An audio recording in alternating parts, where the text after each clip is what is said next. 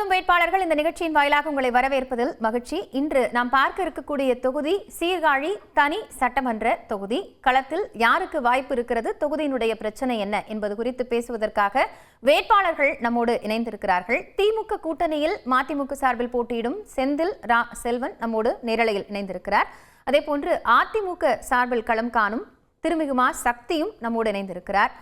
தாவேகாவினுடைய வேட்பாளர் CS குட்டி நேரலையில் இணைந்திருக்கிறார். நாம் தமிழரினுடைய வேட்பாளர் சுபாஷ். வேட்பாளர்களுக்கு வணக்கம். திரு செந்தில் சார், நான் உங்ககிட்ட இருந்தே தொடங்குறேன். களம் எப்படி சாதகமா இருக்கு அப்படின்னு பார்க்குறீங்க? இந்த முறை தொகுதி சார்ந்த பிரச்சனைகள் அப்படிங்கிறது இதுவரைக்கும் என்னென்ன தீர்க்கப்பட்டிருக்கு, என்ன பிரதானமா இருக்கு?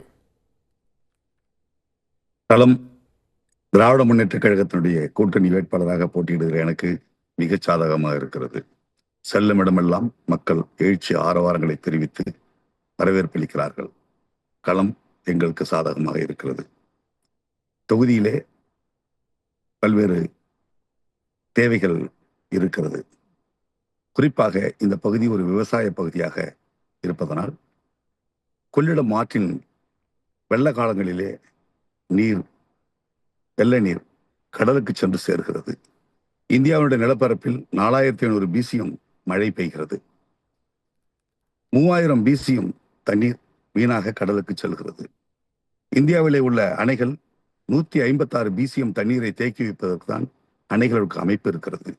ஆனால் வெள்ள காலத்திலே கடலுக்கு செல்லுகின்ற அந்த நீரை கொள்ளிடம் ஆற்றின் நடுவே அளக்குடி திருக்கழுப்பாலை இடையே கடைமடை கட்டமைப்பை உருவாக்குவதன் மூலம் அந்த வெள்ள தண்ணீரை தேக்கி விவசாயத்திற்கு பயன்படுத்த முடியும். இதற்கான செயல் திட்டங்கள் நடந்து கொண்டிருக்கிறது. இதை முழுமூச்சாக நடைமுறைப்படுத்துவதற்கு நான் குரல் கொடுப்பேன். மேலும் பாலூரான் படுகையிலே கட்டப்பட்டிருக்கிற தரை பாலம் போல பாலூரான் படுகையிலிருந்து அளக்குடி வரை கொள்ளிடம் ஆற்றின் குறுக்கே தரையில் பாலம், டைக் என்று சொல்லப்படுகிற தரையில் பாலம் 3 இடங்களிலே கட்டலாம். அப்படி கட்டுவதன் மூலம் வெள்ள காலங்களிலே வீணாக கடலுக்கு செல்கிற தண்ணீரை தடுத்து நிறுத்தி விவசாயத்திற்கு பயன்படுத்த முடியும் என்கின்ற கோரிக்கையை நான் பிரதானமாக கொள்ளிடம் பகுதியில் முன்வைக்கிறேன். இந்த கோரிக்கைகளை வென்றெடுப்பதற்காக சட்டமன்றத்தில் நான் குரல் கொடுப்பேன். மேலும் சீர்காழி தொகுதியிலே இருக்கிற ரயில்வே மேம்பாலங்கள் அமைப்பதற்கு, போக்குவரத்து நெரிசலை உண்டு பண்ணுவதற்கு, சீர்காழி நகருக்குள் பிரதானமான பேருந்துகள் உள்ளே வராமல் பைபாஸில் செல்கிறது. அவற்றை சீர்காழி நகரின் மக்களுக்கு பயன்படும் வகையில் கொண்டு வருவதற்கு மேம்பாலங்களை அமைப்பதற்கான மத்திய அரசாங்கத்திடம் குரல் கொடுப்பதற்கு அதற்கான அழுத்தத்தை கொடுக்க முடியும். இந்த கோரிக்கைகளை நான் முன்வைக்கிறேன். கடந்த முறை வென்ற தொகுதி தான். இந்த முறை வரக்கூடிய காலத்திலையும் நாங்க நிறைய திட்டங்களை நிறைவேற்றுவோம் அப்படின்னு நீங்க சொல்லிருக்கீங்க கூட்டணி கட்சியில. இருந்தாலும் இப்ப அந்த 5 ஆண்டுகள்ல அரசு பள்ளியோட தரம் உயர்த்தப்படல, அப்படி விவசாயம் சார்ந்த எந்த முன்னெடுப்புகளும் எடுக்கப்படலைங்கிற தொகுதியில் இருக்கக்கூடிய பிரச்சனைகள் உங்களோட கவனத்திற்கு இப்ப வந்திருக்கா? அதாவது நான் 96 தேர்தலில் போட்டியிட்டேன், 2001 தேர்தலில் போட்டியிட்டேன். 96 தேர்தலில் நான் போட்டியிடுகின்ற பொழுது அப்பொழுது சீர்காழி தொகுதியினுடைய வாக்காளர்களின் எண்ணிக்கை 1,34,000. இன்றைக்கு அது 1,00,000 வாக்காளர்கள் கூடியிருக்கிறார்கள். மக்கள் தொகை பெருக பெருக தேவையினுடைய அளவு அதிகரித்துக் கொண்டிருக்கிறது. அந்த அடிப்படையில் இத்தேவை ஏற்பட்டிருக்கிற தேவைகளை நிறைவேற்றுவதற்கு நான் குரல் கொடுப்பேன். கடந்த ஆட்சியில் பல்வேறு நலத்திட்டங்களை அரசாங்கம் முன்வைத்திருக்கிறது. அந்த நலத்திட்டங்களை நுகர்ந்ததன் மூலம் பொதுமக்கள் எழுச்சி ஆரவாரங்களை தெரிவித்து வாக்களிப்பதற்கு முன்வருகிறார்கள். அடித்தட்டு மக்கள், விளிம்பு நிலை மக்களுடைய வாழ்க்கை தரத்தை உயர்த்துவதற்கு திராவிட முன்னேற்ற கழகம் கடந்த 5 ஆண்டுகளில் கடுமையாக உழைத்திருக்கிறது, கடுமையான திட்டங்களை நிறைவேற்றிருக்கிறது. ஆகவே மீண்டும் திராவிட மாடல் ஆட்சி உருவாக்குவதில் மக்கள் எழுச்சி ஆரவாரங்களை தெரிவித்து வரவேற்பளிக்கிறார். சரி, நம்ம தொடர்ந்து பேசுவோம் சார். திருமிகு சக்தி, அதிமுக ஏற்கனவே 6 முறை வென்ற ஒரு தொகுதி, அதிமுகவிற்கும் பலம் இருக்கக்கூடிய ஒரு தொகுதியா சீர்காழி இருக்கு. இருந்தாலும் இப்போ பெண் வாக்காளர்களோட எண்ணிக்கை பார்த்தீங்கன்னா இந்த முறை கூடுதலாக இருக்கிறது, 1,20,000. அப்போ பெண் வாக்காளர்களை மையப்படுத்தி அவங்க தான் தீர்மானிக்கக்கூடிய சக்தியா இருக்காங்க இந்த தொகுதியிலன்னு பார்க்க முடிகிறது. அதிமுகவிற்கு எப்படி வெற்றி வாய்ப்பு இருக்கு? யாருடைய வாக்கு சதவீதத்தை அதிமுக கவரப்போகுதுன்னு நினைக்கிறீங்க?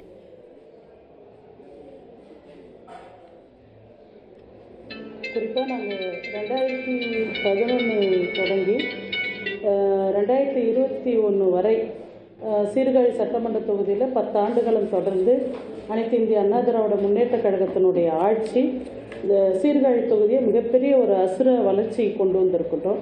எங்களுடைய புரட்சித் தலைவி அம்மா அவர்களுடைய ஆட்சி காலத்திலும் சரி, அதன் பிறகு எங்களுடைய புரட்சித் தமிழ் அண்ணன் எடப்பாடியார் அவர்களுடைய ஆட்சி காலத்திலும் சரி தொகுதிக்கான எல்லா வளர்ச்சி பணிகளையும் கொடுத்துருக்கின்றோம். நம்ம புத்தூரில் கூட கலைக்கல்லூரியை கொண்டு வந்து அதுக்கு கட்டிட வசதி கொடுத்து ஏழை எளிய பிற்படுத்தப்பட்ட ஒடுக்கப்பட்ட சமூகத்து மாணவிகள் படிப்பதற்கான பெரிய வசதியை அனைத்து இந்திய அண்ணா திராவிட முன்னேற்றக் கழகத்தினுடைய ஆட்சி புரட்சித் தமிழர் எடப்பாடியார் ஏற்படுத்தி கொடுத்திருக்கின்றார். அந்த அடிப்படையில் மீண்டும் நான் 2011-16 இந்த தொகுதியினுடைய பெண் வேட்பாளராக போட்டியிட்டு ஏறத்தாழ 28,000 வாக்குகள் வித்தியாசத்தில் அன்று வெற்றி பெற்று ஒரு பெண் முதல் சட்டமன்ற உறுப்பினர் என்ற ஒரு அங்கீகாரத்தை அனைத்து இந்திய அண்ணா திராவிட முன்னேற்ற கழகம் பெற்றிருந்தது. அந்த அடிப்படையில் மீண்டும் களத்தில் போட்டியிட்டு நான் மக்களை சந்தித்து வாக்கு சேகரிக்கின்ற பொழுது எனக்கு ஒரு பெருவாரியான வரவேற்பை, நீங்கள் சொன்னது போல பெண் வாக்காளர்களுடைய எண்ணிக்கை சதவீதம் அதிகமாக உள்ள ஒரு தொகுதி சீர்காழி சட்டமன்ற தொகுதி. பெருவாரியான தாய்மார்கள் எல்லோருமே பொதுமக்கள் அனைவரும் நல்ல ஒரு வரவேற்பு கொடுக்கின்றார்கள். வெற்றி வாய்ப்பு எங்களை நோக்கி வந்து கொண்டு இருக்கின்றது. செல்லுகின்ற இடமெல்லாம் மக்கள் கோரிக்கையும் கடந்த 5 ஆண்டு காலம் இந்த சீர்காழி சட்டமன்ற தொகுதியில் பெருசாக எதுவும் வளர்ச்சி பணிகள் நடைபெறலை. எங்கே சென்றாலும் சாலைகள் எல்லாம் குண்டு குழிகளாக இருக்குது. சாதாரண குடி தண்ணீர் பிரச்சனைகள் இருக்குது, தெருவிளக்கு பிரச்சனைகள் இருக்குது. இப்படி நிறைய பிரச்சனைகளை எங்களிடம் அவங்க முறையிடுறாங்க, கோரிக்கை வைக்கிறாங்க, கோரிக்கை மனுக்கள் கொடுக்குறாங்க. என்னிடம் கொடுத்து இதை நீங்கள் வருங்காலங்களில் வெற்றி பெற்ற பிறகு நீங்கள் இதை செஞ்சு கொடுக்கணும்னு கேட்குறாங்க. அந்த அடிப்படையில் சுனாமிக்கு பிறகு நம்மளுடைய கொள்ளிடம் பகுதியில் நம்மளுடைய கடைமடை பகுதி இது நம்ம விவசாயத்திற்கு. அப்படி இருக்கும்போது அந்த சுனாமிக்கு பிறகு இங்கே நிலத்தடி நீரினுடைய தன்மை என்பது மிகவும் பாதிக்கப்பட்டிருக்குது. அது விவசாயத்திற்காக இருந்தாலும் சரி, குடிதண்ணீருக்கான பிரச்சனையாக இருந்தாலும் பாதிக்கப்பட்டிருக்குது. அதன் அடிப்படையில் அலக்குடியில் ஒரு தடுப்பணை கொண்டு வந்து அந்த நிலத்தடி நீரினுடைய தன்மையை மாற்றி நிலத்தடி நீரினுடைய அந்த உயர்வை மாற்றி அமைக்கக்கூடிய ஒரு வாக்குறுதியை நாங்கள் அனைத்து இந்திய அண்ணா திராவிட முன்னேற்ற கழகத்தின் சார்பில் கொடுத்து கொண்டிருக்கின்றோம். மக்கள் கோரிக்கையாக வைக்கின்றார்கள். அதோடு மட்டுமல்லாமல் பழையார் மீன்பிடி துறைமுகத்தை விரிவாக்கம் செய்ய வேண்டும் என்று கோரிக்கை வைக்கின்றார்கள். விவசாயிகளுக்கு தங்கு தடையின்றி நெல் கொள்முதல் நிலையங்களை நெல் கொள்முதல் பண்ணுவதற்கான ஏற்பாடை செய்து தர வேண்டும் என்று விவசாயிகள் சார்பாக, விவசாய சங்கங்கள் சார்பாக எங்களிடம் கோரிக்கை வைத்திருக்காரு. அதுவும் நாங்கள் ஆட்சி அமைந்த பிறகு எங்களுடைய முதலமைச்சர் எடப்பாடியார்கள் கொண்டு சென்று செய்து கொடுப்பேன் என்ற வாக்குறுதியை மக்கள் மத்தியில், விவசாயிகள் மத்தியில் வைத்து வருகின்றேன். அதோடு மட்டுமல்லாமல் கொள்ளிடம் அணக்கரையிலிருந்து காட்டூர் வரை அந்த பெரிய கரை என்று சொல்லக்கூடிய இந்த கொள்ளிடக்கரை மிகவும் பழுதடைந்து ஒரு 2 வீலரோ இல்லை சைக்கிளில் செல்வதற்கு கூட ஒரு தகுதியற்ற ஒரு சாலையாக இருக்கின்றது. நாங்கள் அந்த கொள்ளிட கரையோரம் இருக்கின்ற ஒவ்வொரு ஊராட்சிக்கும் பஞ்சாயத்து வயசாக நாங்கள் வாக்கு சேகரிக்க செல்கின்ற பொழுது அவங்க வைக்கின்ற முதல் கோரிக்கை இந்த பெரிய கரையை எங்களுக்கு செப்பனிட்டு சரியான தார் சாலையாக எங்களுக்கு மாற்றி அமைத்து தர வேண்டும். ஏன்னா நாங்கள் விவசாய பொருட்களை ஒரு பகுதியிலிருந்து இன்னொரு பகுதிக்கு கொண்டு செல்வதற்கு அந்த சாலை மிகவும் அவசியமான ஒன்று என்று சொல்லியிருக்கின்றார்கள். ஆனாலும் கூட அது மத்திய அரசாங்கத்தினுடைய நிதி நிலைமையை பெற்றுதான் அது செய்து தர முடியும். ஆட்சி அமைந்தவுடனே புரட்சித் தலைவர் எடப்பாடியார் நாட்டினுடைய முதலமைச்சராக ஆட்சி அறிவில் அமர்ந்தவுடன் நிச்சயமாக அவங்களுடைய கவனத்துக்கு கொண்டு சென்று மத்திய அரசினுடைய நிதியை பெற்று அதை முழுமையாக சரியான தகுதியான சாலையாக மாற்றி தருவேன் என்று மக்கள் மத்தியில், விவசாயிகள் மத்தியில் வாக்குறுதி, வாகனம் பெரிய மிக கனரக வாகனங்கள் செல்லக்கூடிய வகையில் அதை அமைத்து தருவேன் என்ற வாக்குறுதியும் கொடுத்திருக்கின்றோம். ஒரு மாணவ சமுதாயத்திற்கு அனைத்து இந்திய அண்ணா திராவிட முன்னேற்ற கழகம் ஏற்கனவே அரசு கலைக்கல்லூரி கொண்டு வந்திருக்கணும். அதே போல் அவர்கள் தொழிற்படிப்பு படிப்பதற்காக ஐடிஐ அமைத்து கொடுக்க வேண்டும் என்ற ஒரு கோரிக்கை வச்சிருக்கார்கள். அதையும் செய்து கொடுப்போம் என்ற வாக்குறுதியை கொடுத்திருக்கோம். கொள்ளிடத்தை மையமாக வைத்து ஒரு புதிய தாலுகா அமைக்க வேண்டும் என்று இங்கே 42 ஊராட்சி உள்ளடக்கிய பகுதி கொள்ளிடம் ஒன்றியம். இந்த 42 ஊராட்சியில் மக்கள் தொகை அடிப்படையில் கிராமங்களுடைய தூரத்தின் அடிப்படையில் ஒரு புதிய தாலுக்காவை எங்களுக்கு அமைத்து அனைத்து இந்திய அண்ணா திராவிட முன்னேற்றக் கழகம் நாகப்பட்டினம் மாவட்டத்தில் இருந்த நமது மாவட்டத்தை புதிய மாவட்டமாக மயிலாடுதுறை மாவட்டமாக பிரித்து கொடுத்து அதற்கு மாவட்ட ஆட்சியர் அலுவலகம், அதற்கு இன்னும் அரசு அலுவலகமெல்லாம் கட்டிடம், அதுக்கான நிதி ஆதாரத்தை ஒதுக்கியவர் எங்கள் புரட்சித் தமிழர் முன்னாள் முதலமைச்சர் எடப்பாடியார் அவர்கள். அதே போன்று இந்த தாலுக்காவை எங்களுக்கு அமைத்து தர வேண்டும். எடப்பாடியார் மீது எங்களுக்கு நம்பிக்கை இருக்கின்றது, செய்து கொடுப்பார், நீங்கள் கேட்டு வாங்கி கொடுங்கள் என்று மக்கள் என்னிடம் கோரிக்கை வைக்கின்றார்கள். நிச்சயமாக அதை செய்து கொடுப்பேன் என்ற வாக்குறுதியை மக்கள் மத்தியில் வைத்து வருகின்றோம். அதோடு மட்டும் இல்லாமல் கொள்ளிடத்தில் ஒரு தீயணைப்பு நிலையம் வேண்டும் என்று ஒரு கோரிக்கை வைத்திருக்கின்றார்கள். குறிப்பாக இது பெண்கள் அதிகமாக சீர்காழி சட்டத்தில் வாக்காளர்களாக இருக்கின்றார்கள். பெண்களுக்கு ஒரு நிரந்தரமான ஒரு வருமானம் வரக்கூடிய தாழ்த்தப்பட்ட, பிற்படுத்தப்பட்ட, ஒடுக்கப்பட்ட சமூக மக்களுடைய பொருளாதாரம் மேம்படுவதற்காக ஒரு பெண்களுக்கு பயன்படக்கூடிய ஒரு தொழில் மையத்தை, எந்த மாதிரியான தொழில் மையத்தை கொண்டு வரலாம் என்பதை அன்றைக்கு ஆட்சி அமைந்த பிறகு அரசு அதிகாரிகளோடு ஆலோசித்து பெண்களுக்கு, இந்த தொகுதியில் உள்ள பெண்களுக்கு ஒரு நிரந்தர வருமானம் வரக்கூடிய ஒரு தொழில் மையத்தை கொண்டு வர வேண்டும் என்பது என்னுடைய ஆசை. அது மக்களும் என்னிடம் கோரிக்கை வைத்திருந்தார்கள். அதை நிறைவேற்றுவதற்கு என்னாலான முயற்சி பண்ணுவேன் என்று வாக்காளர்களிடம் வாக்குறுதி கொடுத்து கொண்டிருக்கின்றேன். குறிப்பாக பெண்களுடைய ஆதரவு, நான் ஒரு பெண் வேட்பாளர் என்பதனால் பெண்களுடைய ஆதரவு எனக்கு மிகப்பெரிய அளவில் இருக்கின்றது. வெற்றி வாய்ப்பை நோக்கி அனைத்து இந்திய அண்ணா திராவிட முன்னேற்றக் கழகம் சீர்காழி சட்டமன்ற தொகுதியில் வெற்றி வாய்ப்பை நோக்கி சென்று கொண்டிருக்கின்றது. சரி, நம்ம தொடர்ந்து பேசலாம். இப்போ தாவேக ஒரு மாற்று கட்சியா இந்த முறை தேர்தலை சந்திக்கிறீங்க. ஏற்கனவே திராவிட கட்சிகளுக்கு ரொம்ப பரிச்சயமான ஒரு தொகுதி சீர்காழி. எந்த அளவுக்கு தாவேக வந்தா அங்க மாற்றத்தை கொடுப்பேன்னு நினைக்கிறீங்க?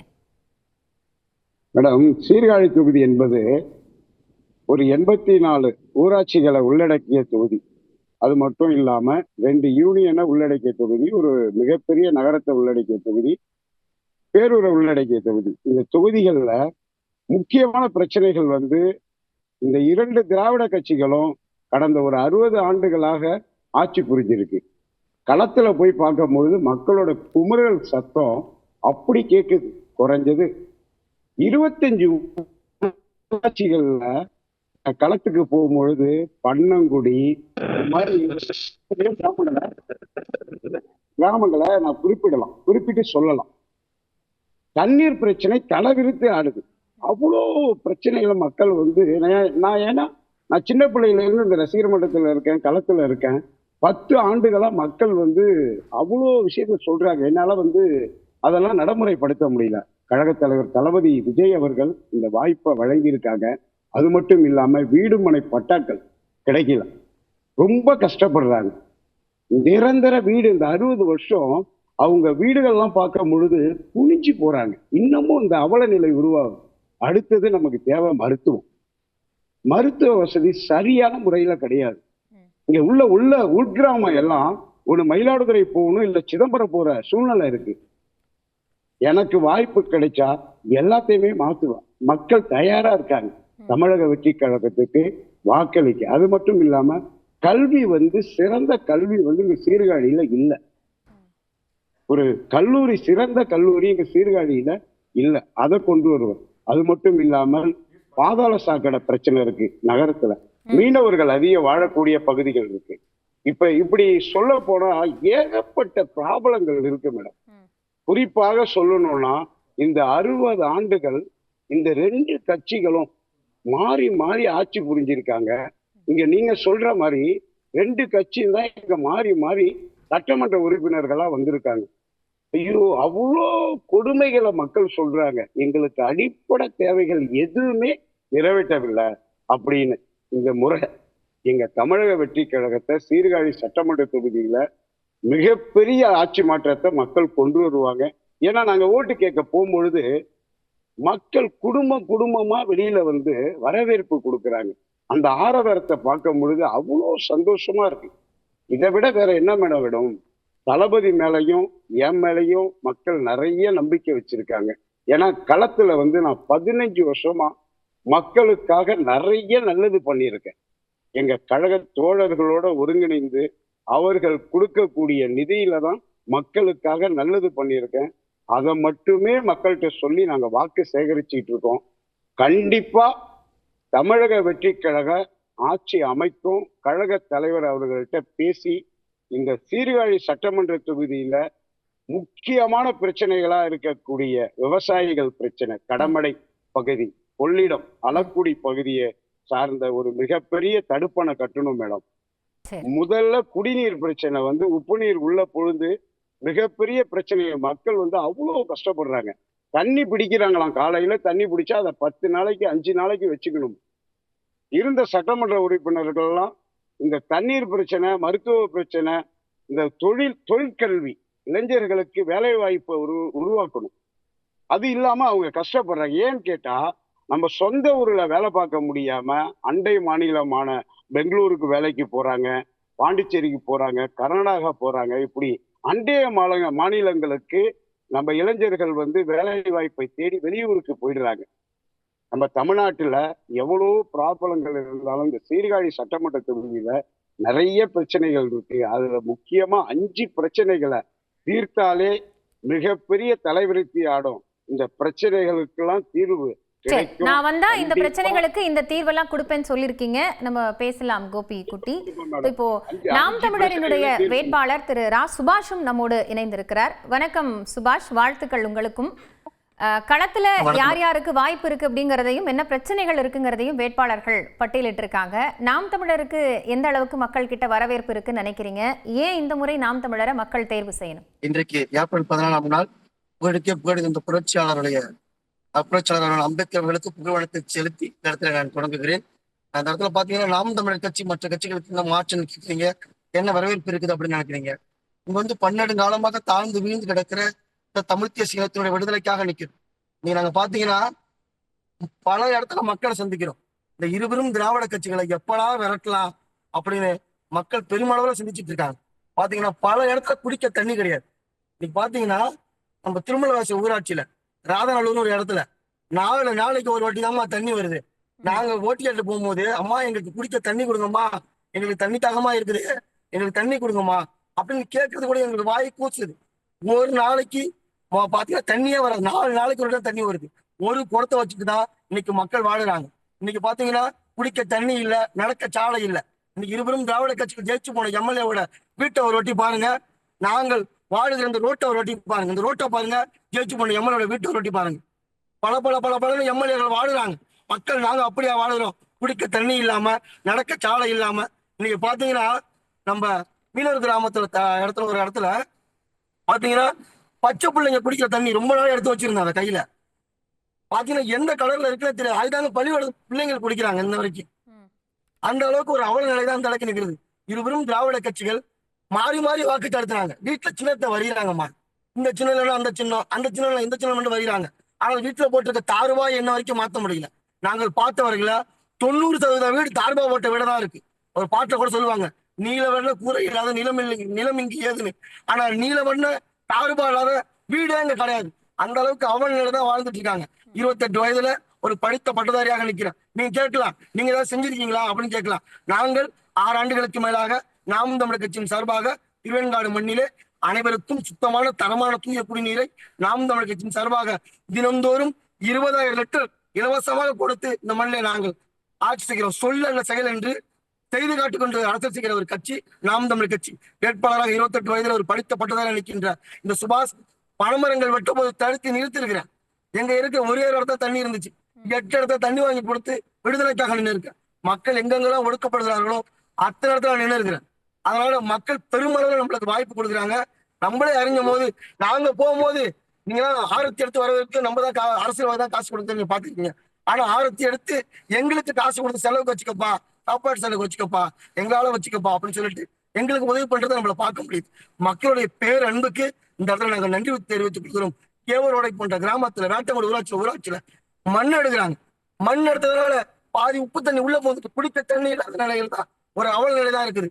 பேசி பேசி பேசி பேசி என் தொண்டை வறண்ட போதும் என் நிலம் வறண்டு விடக் கூடாது என்று நிற்கின்ற இந்த சீமானின் தம்பி சுபாஷ் ஆகிய எனக்கு இந்த ஏர்களப்ப ஏந்திய விவசாய சின்னத்துல ஒரு முறை வாக்கு சொல்லுங்க, வாக்கு செலுத்த சொல்லுங்க. திருட மாட்டேன், போய் சொல்ல மாட்டேன், இந்த மண்ணின் விடுதலைக்காக உழைக்கின்ற மகத்தான பிள்ளை எனக்கு.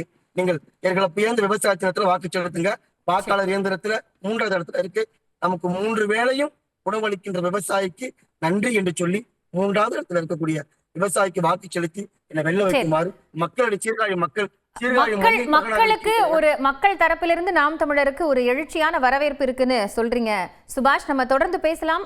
உங்களுடைய வாகனத்தை ஒரு இடத்துல நீங்க நிறுத்திட்டு பேசினா இன்னும் நேரலையில தெளிவா புரியும். நான் மீண்டும் உங்கள்கிட்ட வரேன். திரு செந்தில் சார், இப்போ இருக்கக்கூடிய பிரச்சனைகளை வேட்பாளர்கள் பட்டியலிட்டு இருக்காங்க. நீங்க கூட உங்களுடைய பரப்புரையில பிரதானமா கொள்ளிடம் ஆற்றின் குறுக்கே தடுப்பணை அப்படிங்கறதையும் முன் வச்சு பரப்புரை செய்றீங்க. இப்போ இந்த மாதிரி குடிநீர் தட்டுப்பாடு, சாலை வசதி அப்படிங்கிற அடிப்படை பிரச்சனைகளே தொகுதிகளில் தீர்க்கப்படலை அப்படிங்கிற குறைகளை எப்படி நீங்க ஹேண்டில் பண்ண போறீங்க? குடிநீர் தட்டுப்பாடு என்பது மயிலாடுதுறை மாவட்டமே நிலத்தடி நீர் கண்டாமினேட்டட் வாட்டர் அப்படின்னு சொல்லி அறிவிச்சிருக்கிறாங்க. இங்க குடிநீர், நிலத்தடி நீர் இங்க பாதிக்கப்பட்டிருக்குது. அதுக்கு மாற்று நடவடிக்கைகளை தான் நம்ம மேற்கொள்ளணும். மாற்று நடவடிக்கைகளை மேற்கொள்வதன் மூலம் கொள்ளிடமும் கூட்டு குடிநீர் திட்டம் அல்லது கடல் நீரை குடிநீராக்கும் திட்டம் போன்ற திட்டங்களை முன்வைக்கலாம். முன்வைப்பதன் மூலம் குடிநீர் பிரச்சனை தீர்ப்பதற்கு பல சாத்தியக்கூறுகள் இருக்கிறது. இல்ல, அது ஏன் கடந்த காலங்களில் செய்யப்படலை அப்படிங்கிற ஒரு கேள்வி இருக்கும் இல்லையா? அப்ப நீங்க மக்களை போய் பார்க்கும்போது கூட இந்த பிரச்சனைகள் கடந்த 5 ஆண்டுகள்ல எங்களுக்கு சரி செய்யப்படலை அப்படிங்கிறது சொல்லப்படும். எல்லா பிரச்சனைகளுக்கும் உடனடியா தீர்வு காண முடியாதுங்கிற நிதர்சனத்தை நானும் புரிஞ்சுக்கிறேன். ஆனா அந்த பிரச்சனைகளை சொல்லும் போது அதுக்கு என்ன நம்ம நடவடிக்கை எடுத்திருக்கோம் இது வரைக்கும்? ஒட்டுமொத்தமாக எல்லா இடத்திலுமே குடிநீர் பிரச்சனை இருக்கிறது என்ற நிலை இல்லை. குடிநீர் பிரச்சனை உள்ள இடங்களும் இருக்கிறது. இப்போ தொகுதிக்கு ஒரு கல்லூரி வேண்டும் அப்படிங்கிற கோரிக்கை அது மீண்டும் உங்களோட கவனத்திற்கு வந்ததா? கல்வி வளர்ச்சிக்காக அந்த கல்லூரிக்கான நடவடிக்கைகளை மேற்கொள்ள வேண்டும். சரி, இப்போ திமுக செய்த சாதனைகளும் திமுகவினுடைய நலத்திட்டங்களுமே உங்களுக்கு உங்க வெற்றிக்கான ஒரு சாட்சியா இருக்குன்னு பார்க்கறீங்க, அப்படித்தானே? திமுக செய்த நலத்திட்டங்கள், அதை நுகர்ந்த மக்கள் நல்ல எழுச்சியோடு வரவேற்பளிக்கிறார்கள். அடித்தட்டு மக்கள், விளிம்பு நிலை மக்கள், ஏழை எளிய மக்கள் ஒரு குறைந்தபட்ச தன்னிறைவு அடைந்ததாக கருதுகிறார்கள். இந்த ஆட்சியை மீண்டும் உருவாக்க வேண்டும் என்ற அக்கறையோடு அவர்கள் இருக்கிறார்கள். இதை களத்தில் என்னால் பார்க்க முடிகிறது. சரி, மீண்டும் அந்த வாய்ப்பு வழங்கப்படுமா அப்படிங்கிறதையும் நம்ம பார்க்கலாம், தொடர்ந்து பேசலாம். திருமிகு சக்தி, இப்போ அதிமுகவிற்கு ஒரு பலமான இடமா இருக்கு, பெண்களோட ஆதரவு குறிப்பா பெண் வேட்பாளர்கள் அப்படிங்கிறதுனால எனக்கு நிறைய இருக்குன்னு சொல்லியிருந்தீங்க. இப்போ பிரச்சனைகள் அப்படிங்கிறத பட்டியலிட்டு இருக்கீங்க. ஆனா கடந்த 10 ஆண்டுகளுக்கு முன்பு அதிமுகவும் அந்த தொகுதியில ஆட்சி செய்த ஒரு பகுதி தான். அப்படி இருக்கும்போது நிறைய வளர்ச்சி பணிகள் இன்னும் செய்யப்படாம இருக்கு. அடிப்படை தேவைகளை, குடிநீர் சாலை போன்ற அடிப்படை தேவைகளையே மக்கள் இன்னும் பெறாத ஒரு நிலையில இருக்குன்னு நாம் தமிழரும் தாவேக்காவும் சொல்றாங்க. அதை மறுத்துட்டு கடக்க முடியுமா? இல்லை மேடம், அவங்க சொல்கிறதுல குடி தண்ணீர் பிரச்சனைங்கிறது பரவலாக எல்லா கிராமத்துலேயும் இருக்குது. நான் தேர்தல் களத்தில் போய் மக்களை சந்தித்து வாக்குகள் சேகரிக்கின்ற பொழுது அவர்கள் வைக்கின்ற பிரதான கோரிக்கை எங்கள் பகுதிக்கு ஒரு நிரந்தரமாக ஒரு குடித்தண்ணீர் வேணும், குடித்தண்ணீர் பிரச்சனை இருக்குன்னு சொல்லியிருக்காங்க. இப்போ இந்த குடித்தண்ணீர் பிரச்சனைங்கிறது தீர்க்கப்படணுங்கிறதுக்காக தான் எங்களுடைய புரட்சி தமிழரான எடப்பாடியார் அவர்கள் அவர்களுடைய ஆட்சி காலத்தில் இந்த குடி பராமத்து பணி என்ற ஒரு பணியை செய்து கிராமப்புறங்களில் இருக்கின்ற குளங்களை, ஆறுகளை தூர்வாரி அதை செப்பனிட்டதுனால அந்த நிலத்தடி தண்ணியினுடைய அளவு அதிகமாக சேகரிக்கப்பட்டு நிலத்தடி நீர்த்தன்மை உயர்வதற்கான ஒரு பெரிய ஒரு வாய்ப்பை ஏற்படுத்தி கொடுத்துருக்காங்க. விவசாயம் செழிப்பதற்காக அது மிகவும் அந்த குடி பராமத்து பணி பயன்பட்டது.